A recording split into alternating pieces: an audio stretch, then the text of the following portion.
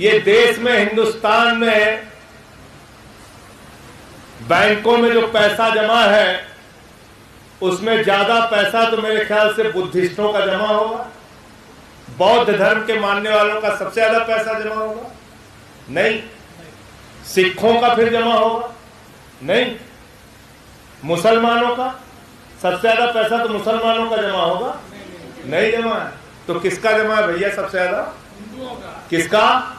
जोर से बोलिए, सुनाई नहीं पड़ रहा। किसका? हिंदुओं।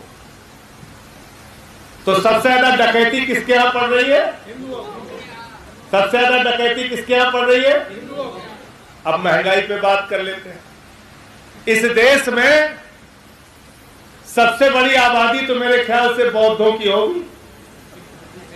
नहीं है। क्यों है वैभव जी? ईसाइयों की ना, सिखों की नहीं। सबसे बड़ी आबादी तो मुसलमानों की है मेरे ख्याल से? नहीं। किसकी आबादी सबसे ज्यादा है? किसकी है? जोर से बोलिए। तो सबसे ज्यादा महंगाई की मार कौन झेल रहा है इस देश में? अब किसानों की बात कर लेते हैं। सबसे ज्यादा संख्या पूरब से लेकर पश्चिम तक, उत्तर से लेकर दक्षिण तक सबसे ज्यादा किसानों की संख्या बौद्ध धर्म के मानने वाले लोगों की है। सिखों की, ईसाइयों की, मुसलमानों की। तो सबसे ज्यादा संख्या किसकी है देश में किसानों की? किसकी है? सबसे ज्यादा किसान कौन है? तो जब वो फसल का दाम मांगते हैं कि सही फसल का दाम दे दो, तो सबसे ज्यादा लाठी किसके ऊपर पड़ती है? हिंदुओं के ऊपर। हिंदुओं के ऊपर।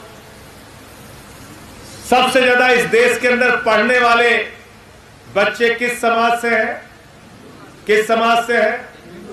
पढ़ लिख के बेरोजगारी की मार झेलने वाले किस समाज से हैं? किस समाज से हैं?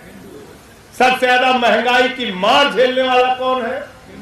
तो महंगाई हम झेलें, अशिक्षा हम झेलें, बेरोजगारी हम झेलें, बैंक में सबसे ज्यादा डकैती हमारे पैसे पे डाली जाए और कहा जाए हम हिंदुओं का भला कर रहे हैं, हम हिंदू राष्ट्र बना रहे हैं। इस गलतफहमी से देश को निकालो।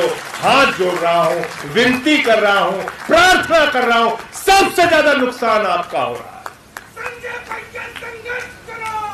सबसे ज्यादा नुकसान आपका हो रहा है। सबसे ज्यादा नुकसान आपका हो रहा है। और आप ही से कहते हैं चलो भाई हिंदू मुसलमान के नाम पे झगड़ा करो।